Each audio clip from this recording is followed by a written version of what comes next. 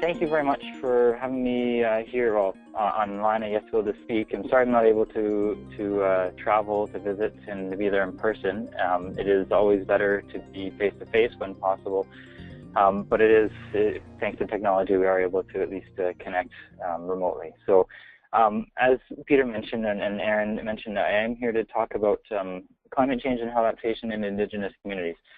And now, I hear that title, and I want to point out that I'm not the expert on climate change and health adaptation in Indigenous communities, but some of the things that I've learned over the course of my work here at Health Canada, I think are very useful. The experts are the people in the community, so those are the people that you really need to engage. But we'll get to that in a little bit. So, over the last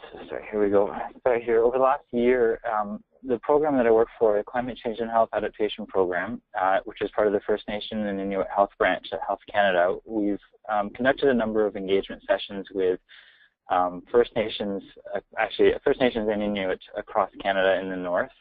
These sessions, there was kind of 5 main areas that we were focused on. And it was really an opportunity to get communities together to talk about what they're seeing, what they're experiencing, how their health is being impacted, what they'd like to see moving forward, and provide opportunities to collaborate to maybe make connections that haven't been there in the past. So it was a very good opportunity to hear right from communities what they're seeing and what they'd like to see. One of the great things about these sessions is that each of them we had a graphic artist at each of them that captured what people were talking about in a series of images. So this is an example from our Atlantic workshop. So it is more about coastal communities. Some of the impacts will be similar to in Northern Ontario, but some will be very different. So sea level rise is going to be a little bit different in Northern Ontario than it will be in Atlantic Canada. But I do want to point out a few things on this slide. And if we start at the top right, can you actually see my cursor on the screen if I put it on there, or is just I don't think so, actually. So that's fine. So starting on the top right, we see climate change, our perspectives.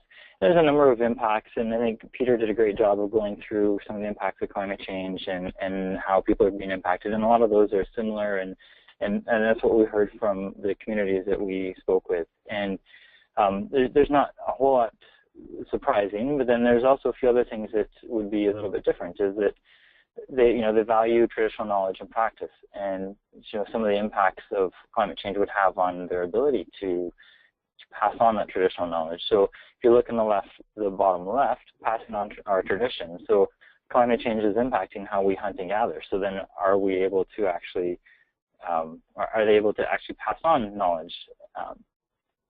And then the last area that I want to highlight on this one is on the bottom right, the holistic health impacts. And I think that's something that we heard loud and clear at every session, every opportunity that we've had to be able to talk to people, is that especially you see the impacts in bright red there, the multiple wide-ranging interactive impacts. And I want to highlight the interactive. What we've heard from communities is that you can't just look at one specific impact and say, okay, we can address this and we can ignore the rest. Like, this is what we're going to focus on. We don't have to worry about the rest for now. We'll deal with that later. And the community response will be, no, if you're looking at one area, you're going to have to look at the rest. So if you're looking at food security, for example, and access to our traditional foods, well, now you're looking at access to the land, so our travel safety. But also look at things like mental health impact. So what does it mean if I'm a hunter and I can no longer hunt? What does that do for my mental health? So these are things that I think we've heard loud and clear from communities, that it needs to be a more holistic approach to climate change impacts, that you can't just look at single issues and expect to solve them each one on its own. So this is, like I said, this is from Atlantic Canada. The next couple slides are the images that were from our Ontario, which was our Northern Ontario workshop, which was in Thunder Bay.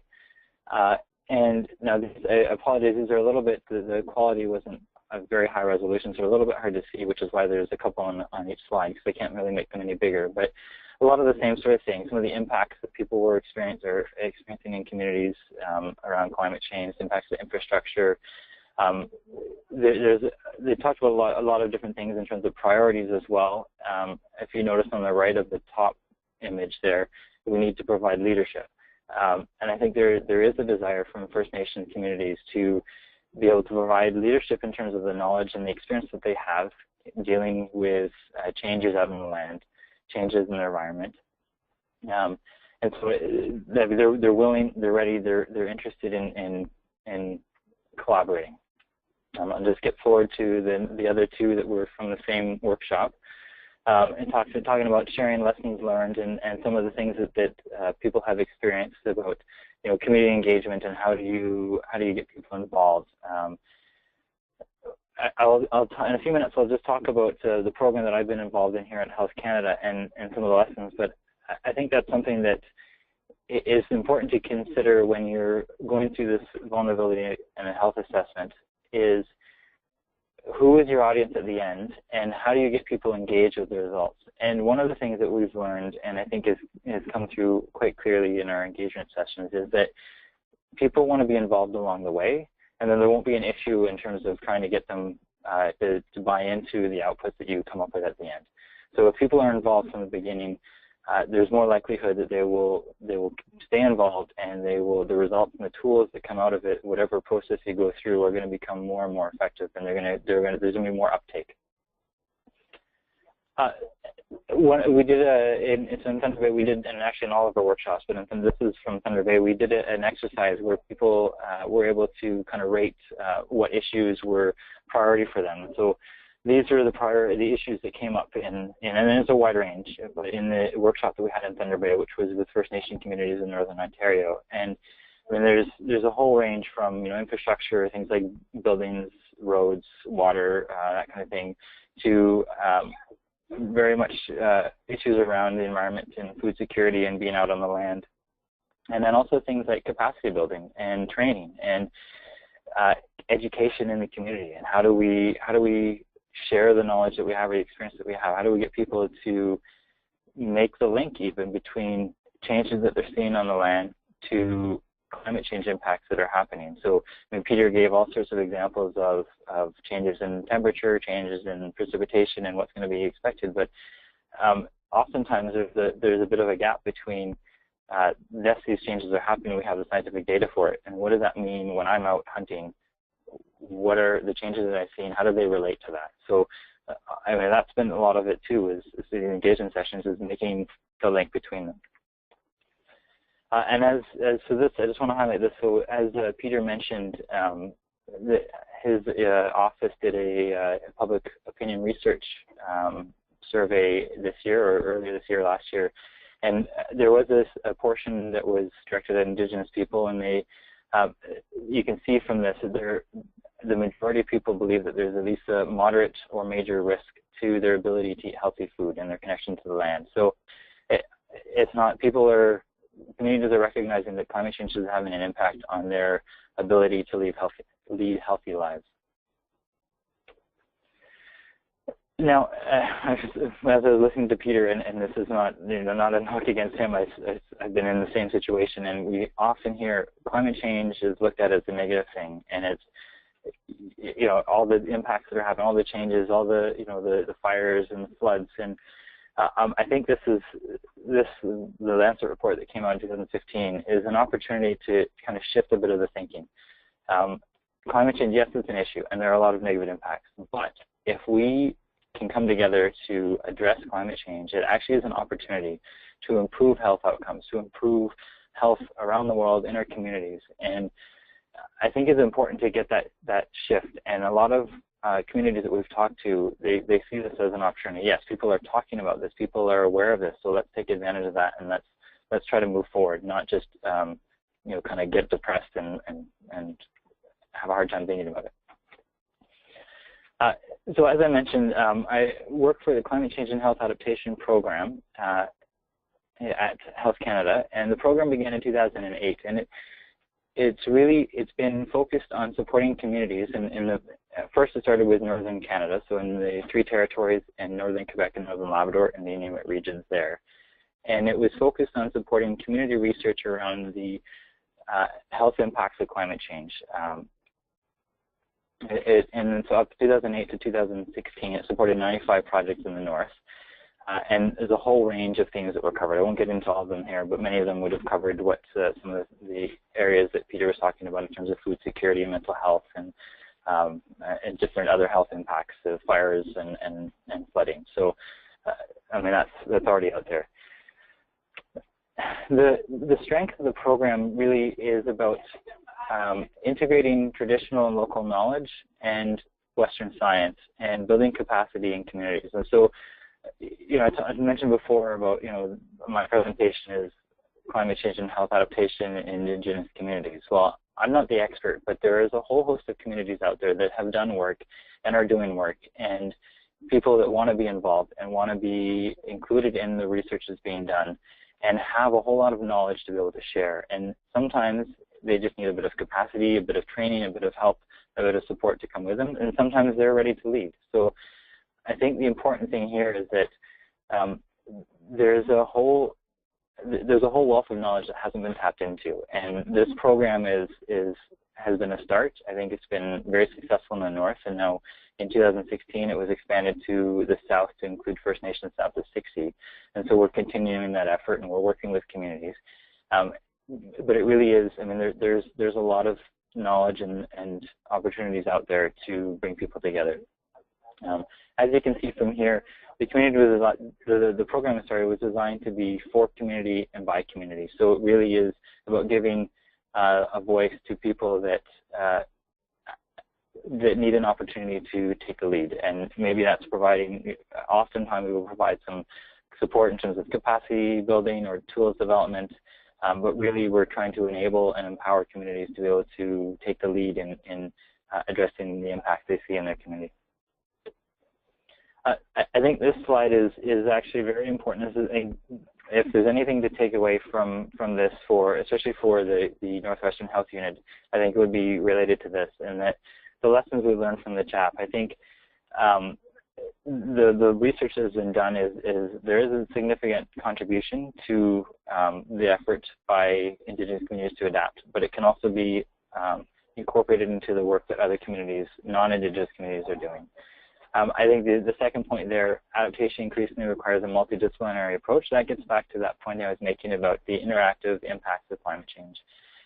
If you're solely focused on one area, you'll often miss the connected nature of many of the impacts, and that's something that First Nation communities and Inuit communities they have a very, I think they can be leaders, quite frankly, in their understanding of how systems are connected, how life is connected. That approach actually can help inform some of the more sort of Western science research that's done, and provide a bit more of a holistic feel to it. And then the third and the fourth point there, so the integration of scientific and Indigenous knowledge. And then the last point, the community-led research moves quickly to action. So it's often a question of, well, okay, we're going to do this research and we're going to come back and present it to people, and we want to try to communicate it in a way that they're going to want to learn, and there's uptake, and people will use this research to move forward. If you involve people from the beginning, when you get to a tool that can be used, it's not a stretch to get them to use it. They're already say, yes, I understand, I've been involved, I know what's going on, I know where this comes from, and I've been part of the work, and so now I want to use this to make decisions and to move forward. So I think those are some lessons we've learned from the CHAP that can be applied. This is a quote we heard. I think this is a First Nation in Manitoba, and it really, what we call research. I think there can be a much broader understanding of what research is, and if we just focus on the very narrow Western science research, and this is what we need to do, I think we're going to miss opportunities to improve the effectiveness of the work that we're doing. And so with this vulnerability assessment, I think any opportunities that you have to incorporate the perspectives and views of different people, whether that's Indigenous or non-Indigenous. I think that will only add to the results in the end.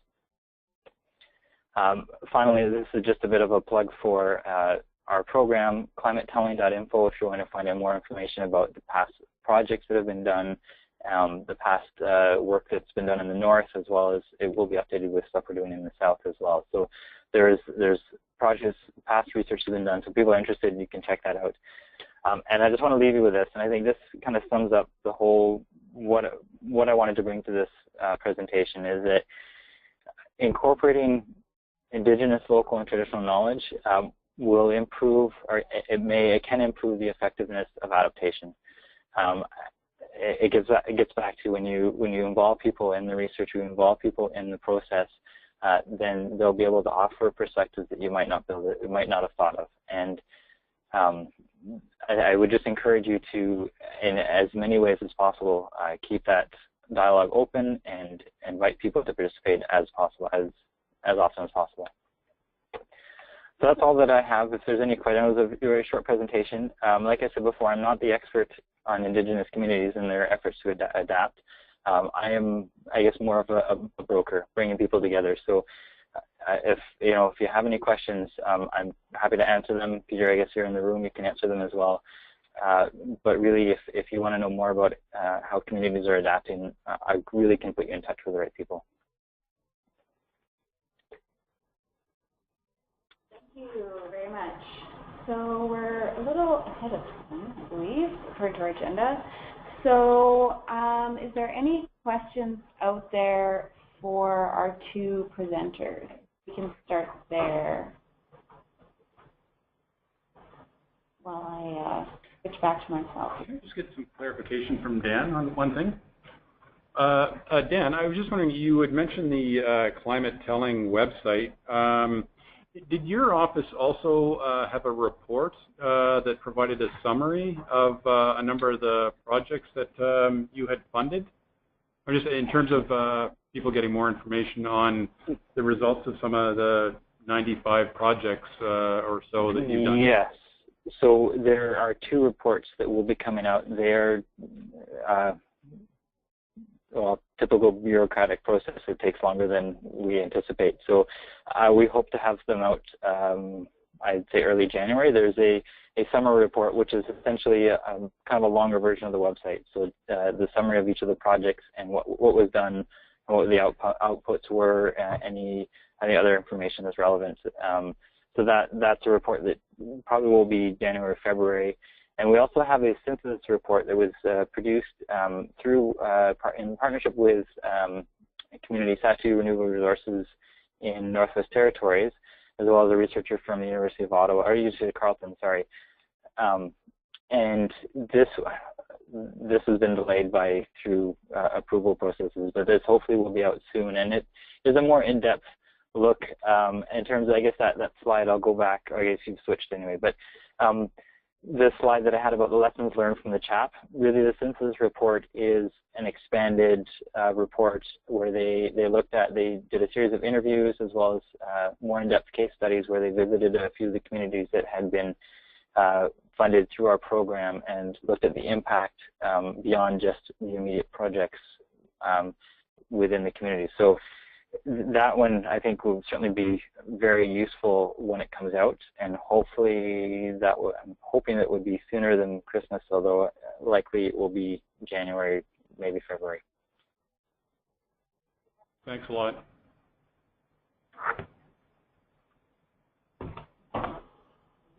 Yeah. So I have a question while you're doing. There was Peter, this was on your slide. There was a graph, and I know it might not necessarily be your research, maybe you might know, but there was a graph showing mortality according to temperature, and the lines were really quite different depending on the city. And so for Winnipeg, it seems, for whatever reason, cold temperatures didn't really seem to have much of an impact on mortality. And I'm wondering if you could explain that, if you had any thoughts on it, or. Yeah, so one of the documents that we do have available to partners is actually a guidance document on how to do heat vulnerability assessments. And there's an interesting figure in there that shows a lot of the community factors that can increase vulnerability, but also sort of the more individual level factors. So, for example, we know that there's certain populations that are just more vulnerable to heat because of physiological differences. So seniors have less of a in terms of knowing when they're thirsty and things like that. So I think some of the differences are because of differences in both these community and individual vulnerability factors, or even different population groups in terms of occupations and such. So from the statistician that did that study, so our office did that study with folks at Environment, and I think that's what they're thinking is that there's some really key differences in either the populations or the design, or even whether or not there were heat alert systems in some of those communities. But the hard part is teasing out which is which, and that's why doing some of these studies can help you do that. So I'll read the question that from Kara Flanagan over the webinar. So it says, thanks for starting the ball rolling. The urgency for action must be stressed. We, as public health agents, would be derelict in our duties to ignore our responsibility to push preventative/minimizing strategies such as boreal forest preservation, rapid decarbonization, a carbon budget, and every development proposal costed in the carbon budget, local renewable energy storage, afforestation and forest preservation, local food security and production of soil sequestration, ground source and ground air heat pump retrofit to every public building, promoting the project drawdown strategies locally. We must promote local infrastructure and systems retrofit to be prepared for the unstable and erratic constructions ahead. We must do everything we can to prevent global ecological collapse, formerly known as climate change. I want FACT to conduct health impact assessment on everything that will affect our carbon budget, such as methane control to Alberta, soil protection in all agricultural areas, tree planting everywhere, etc.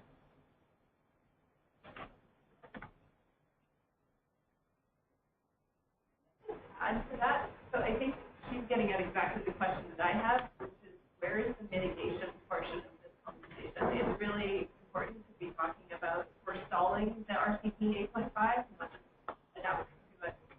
So if there's space in this whole conversation for mitigation as well. Yeah, for sure. And I guess it's a bit of a reflection in terms of from the sort of federal responsibility. So, Environment and Climate Change Canada, they lead the mitigation component. The Pan-Canadian Framework on Clean Growth and Climate Change, a key component of that is, of course, reducing greenhouse gas emissions. So the area that I highlighted, the human health, is actually just the one chapter. It's the adaptation chapter in that full framework. So, from the federal perspective, it's absolutely a key component. In terms of how do we fit into that, there's a few ways that Health Canada certainly fits into that, and perhaps in terms of the assessments, the AIR program at Health Canada provides actually a lot of the analysis of what are some of the health implications of some of the regulations and things like that moving forward, and some of the cost-benefit analysis. So there's that connection to some of the science around looking at greenhouse gas mitigation. The other area where this has really come up, where we're more involved in terms of our office, is with respect to the health sector, and the health sector emitting greenhouse gas emissions. And the health sector actually emits an awful lot of greenhouse gas emissions, as it turns out. And so we actually, I mentioned the Canadian Coalition for Green Healthcare. They've developed this toolkit on assessing climate resilience of health facilities. It's a broad toolkit looking at resilience, but also sustainability of these health facilities. And so one key area is looking at sort of energy conservation in these facilities, because from a preparedness perspective, and if you're not using as much energy, well, if you're more efficient in the way you use energy, and you undertake smart steps like not having your power and generator in a basement where it could be flooded in a hospital, you're going to be more resilient. And so there's a lot of discussion right now. There's a fair amount of work being done, even internationally, in terms of looking at the health sector and looking at that connection with greenhouse gas mitigation. Then the final point that I'll add is, and Dan mentioned this in terms of climate change being also the greatest opportunity in terms of public health, and it really comes from that point that if we redesign our communities, if we are more sustainable, there are all sorts of health benefits with doing that I know you'll be aware of in terms of active transportation and improving health by taking these measures. So there's a lot more activity, certainly internationally, in terms of identifying a lot of those health benefits. I can go on to the next question online. So from Michael McKinnon, we asked, so the basic point now is that we should be considering this information and trying to estimate how our particular community might be vulnerable, and then start talking about how to be prepared. How are municipal emergency measures plans being involved in this process? Well, so often in terms of conducting a climate change and health assessment, certainly in the Middlesex-London case, one of the things that they did was they did reach out to partners that are important from a health perspective in terms of some of the emergency management partners when they conducted the assessment. But one of the things that they did, which I thought was really quite interesting, is brought some of the results from the preliminary kind of analysis of what some of the risks and vulnerabilities might be to a larger sort of workshop with community partners that I think involved some of the emergency management folks and sort of shared information about what they've come up with and had that conversation about what does this mean for current programs, for programs that are really important from a health perspective, but also for some of the vulnerable populations or the populations of greatest concern. And at that meeting, they had a number of the organizations that provide services to those populations. And so they were able to get a lot of really, from my perspective, valuable feedback in terms of what works, what doesn't work, and what might need to be increased with some of these impacts that we might start seeing, or some of these greater risks from different areas. And I thought that worked really well. So I think there's a lot of opportunity to engage these types of partners in this process. Yeah, and just to add to that, so for Northwestern Health Units, that would be a key partner in this process. And we do have representation on all emergency control groups, well, not all, but the municipal emergency control groups across the region. And so it would be, I believe they were also on the invite list. Yes. Or at least municipalities were. So this is Alex from the Northwestern Health Unit, and certainly we've already connected with our municipal partners who are involved in emergency planning, and they have been advised of this project. Kenora, some people may know, has already done an initial meeting of their own around trying to understand the impact of climate change from the municipal perspective, and some of our staff went to that meeting. So those connections do exist already, and will continue to actually be worked with and built on as we move through this process. And we'll all figure out how to move forward together through this. So I had another question just to follow up on Tika's question. So for Tika, I think your group or your organization do a fair bit of advocacy work around preventing climate change and around responsible energy use and renewable energy and so on. That is, I guess I wanted to get a sense of, I know you've said that there are a number of health units that have done vulnerability assessments and adaptation assessments. Do you know how much they get involved in that preventive side? Because from my perspective, the amount of expertise we have in that area is minimal. Yeah. And so I'm just wondering what other health units have been doing with respect to actual prevention. I mean, there could be some things about promoting renewable energy, promoting reduction in waste and so on and whatnot, but I'm just trying to get a sense of what other health units have been doing in that area. Yeah. So in terms of the reports that I've seen that have been released,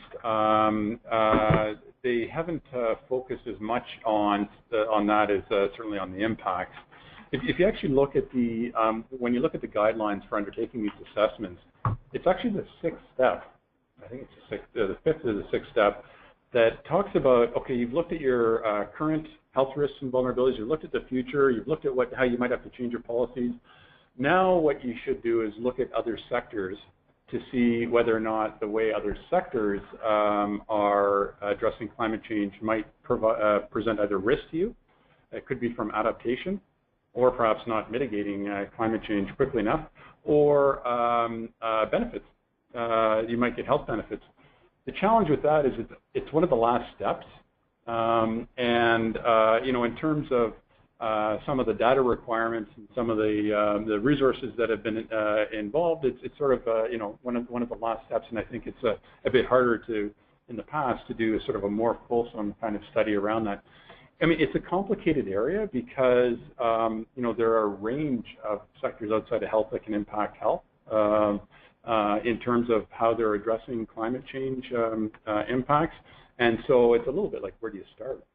And so, you know, this is perhaps an area that in our future programming, when we're providing some advice, you know, Health Canada might need to look a little bit more closely at how best can you address that in the kind of project that you're going to undertake, in terms of the kind of scale of the project, you know, with the resources and things like that. It's a bit of a challenge in terms of doing a really good job addressing that presently. But, you know. Okay. Yeah.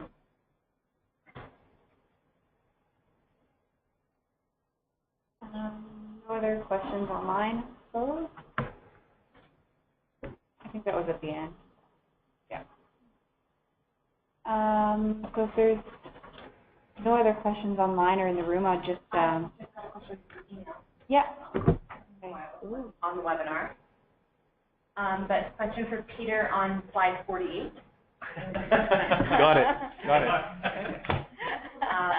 Adaptation capacity building contribution program. Can you elaborate on the details of that at all? The money. Yeah. Tell us about the money. Well, I can't in the sense that so we're going to be hopefully in a matter of weeks actually, you know, releasing more information about it, and it's going to really focus on providing support to increase knowledge of what some of the health impacts might be in various jurisdictions, to be able to build that capacity to do that. For example, through things like assessments. And also undertaking adaptation programs. So, I mean, I mentioned earlier on in my presentation that the US CDC has done some really great work in terms of that. They've actually built some capacity in, I believe, 18 cities and states. And if you go on their website, you can actually see what a number of states have done from a climate change and health perspective over the last 3 or 4 years in terms of assessing some of the health risks and vulnerabilities, and then developing maybe heat alert systems and things like that. But we'll have more information, you know, because it'll be a sort of a competitive process to provide to everybody, you know, hopefully in the next number of weeks or within a month. We're looking at providing funding in terms of the timeline, if all goes well, by March or April, and you know, looking at I think 4 years of funding. So we're really excited about it's a new program for us.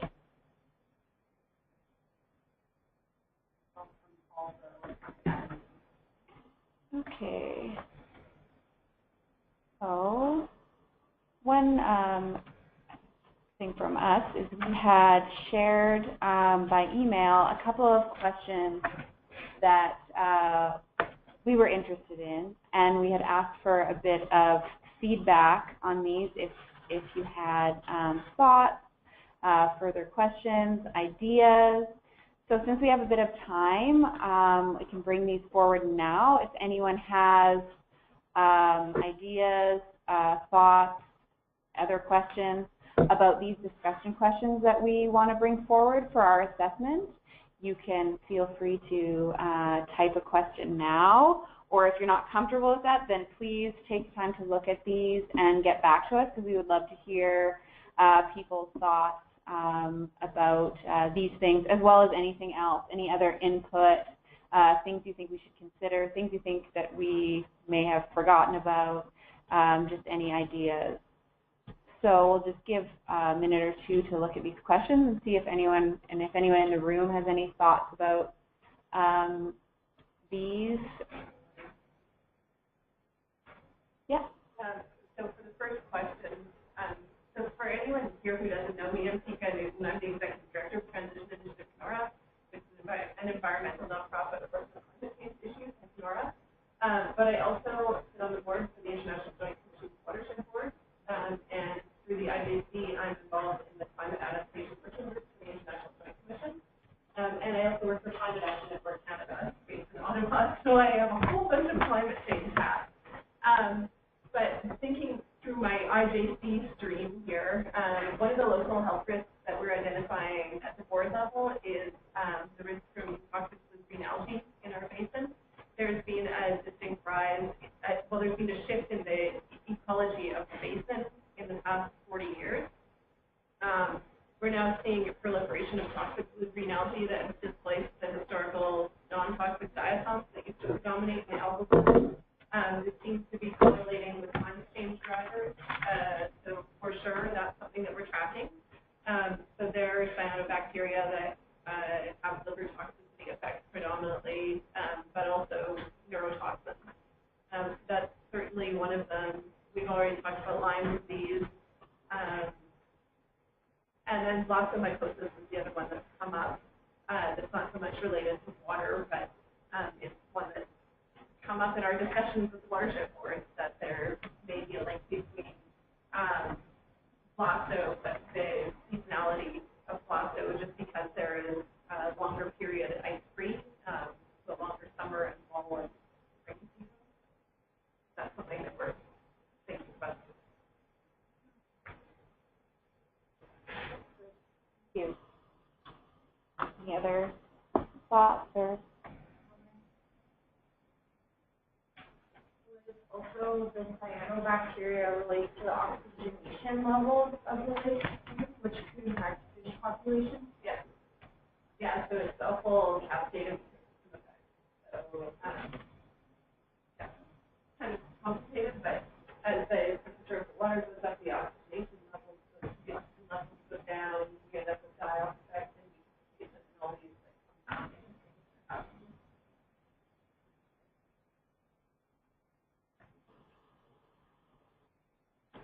Tika, do you have a group for the region that comes together to talk about regional perspective? And in a way, it's different, right? We're focusing on slightly different. It is, but as we've been sitting here, I've been thinking about how many different little siloed groups are working on different aspects of climate change. So Grand County is doing community-level climate adaptation and communication planning. So Christy Allen is the Territorial Planning Unit Climate Change Specialist. And she's working with every community in Treaty 3 to do the same process that's happening here. And then the City of Nora is working on its municipal climate energy plan. So I just shared with Emma the implementation of the community energy plan of the House. So it says it's an energy plan. It's actually a climate and energy plan. So they're talking about different aspects of climate change planning as well. And I think that there might be some benefit to having a larger conversation that involves all these different aspects, because they are all really intersectional. Yeah. If everyone in the room could speak up, just it's hard to hear over the. Oh, okay. The mic's there. Or you can come stand up here. Nice.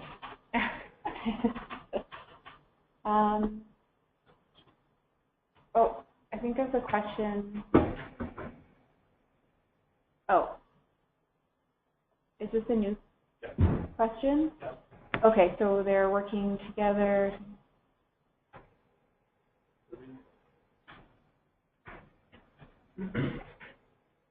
So here's the question that we've got online. Here in Algoma, we're working to bring together MOECC, sorry, I don't know what all of these things are, MNR and APH, to develop risk communication and impact on the Ring of Fire development and ferrochrome smelter, which will be election issues. Since this development affects all northern health units, we could do this together. And since the boreal forest is the last largest forest on Earth and is Canada's carbon sink for worldwide credits, is it appropriate that we preserve? It's appropriate that we preserve and protect it. That's it. Another comment from Kara Flanagan.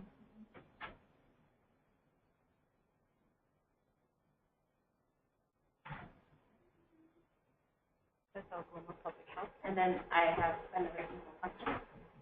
How might the planned assessment examine climate change and health risks and vulnerabilities over the very large area of the Northwestern Health Unit and with many diverse communities? I think that's something that it's a bit of a challenge in terms of doing an assessment with limited resources. But I think looking at if one can sort of almost typical communities and perhaps focusing on those. The other thing is oftentimes you'll have regional level data that you're able to use, so that you don't have to have very specific community level data all the time. So that's been used in other areas. So that'll be, I think, really key. And then the third thing is really, and Dan mentioned this, and I think others have sort of highlighted this a little bit in terms of connecting with other organizations that are doing this kind of work, but other important stakeholders, and being as broad as you can to get input. So again, some of the workshops that, and I know this is this is a great example of a workshop that you can have over a broad area. But some of the other workshops brought together with the other assessments a large group of different partners to get the input that you need from diverse sort of communities or diverse organizations that deal with different types of populations. And I think they worked actually really quite well. The one was a full day session in Middlesex, London, and so there are ways, I think, to do that. But it's a bit of a challenge, and I think it's something that, frankly, you'll have to think through in terms of what's the best way to do that. But I think a lot of people are going to learn from you, because it's it's a unique situation that you're in terms of the scale of the geographic scale. So it's something that we can certainly work with you to kind of help work through. So we had a question of if this meeting will be forwarded, and I hear that yes, it will be. So you will be able to re-watch this recorded meeting if you were late joining any Peter's talk or Dan's talk. So, and then one more question about what information is available on the projected health impact of climate change on the people specifically of the Northwestern Health Unit, but I'm sure everyone on the line is to know sort of the best sources of where they could learn more. Yeah. So I think that'll be some of the information, as you're conducting the assessment, sort of looking for that kind of data. The Ontario Toolkit did have one of the reports. There's the three components.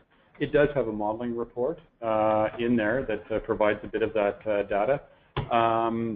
The other thing is, for the climate change, the national assessment that we're doing, there's, and I didn't get into it in terms of, I didn't know if I had time, but there's quite a number of research projects that we're either leading or we've contracted out to partners to do, that are going to support that assessment, that could be useful for your assessment, basically.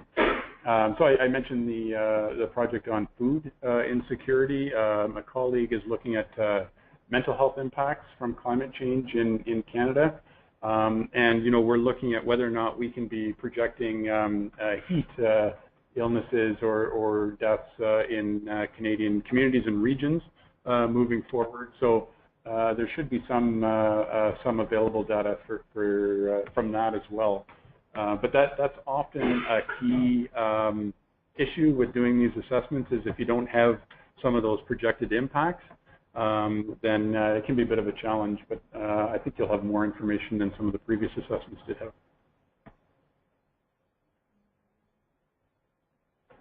Any other questions? So if you later on have a thought or you realize you had a question, it's not too late. Please feel free to email us any input, questions, thoughts. We'd be happy to hear them. Contact, whatever you think might be useful. So you can just email Emma McDonald. Her email is up here, and we will send these slides out so you can follow up. And it looks like she's trying to say something right now. I was just going to say, also keep an eye on your email because I'll be emailing out an evaluation of this meeting. Or send a little survey about that, and I'll probably put my contact information back in there as well. Or you'll have an email from me. Great. So please do that. We'd love to hear from you. And thank you to everyone for joining, and for our speakers who came to join us today and gave us all this very helpful information, and also to our IT department for working hard to set up this meeting for us that went, I think, pretty well, technically speaking. And yeah, so thank you, and we hope to hear from you in the future, and you'll hear from us very soon.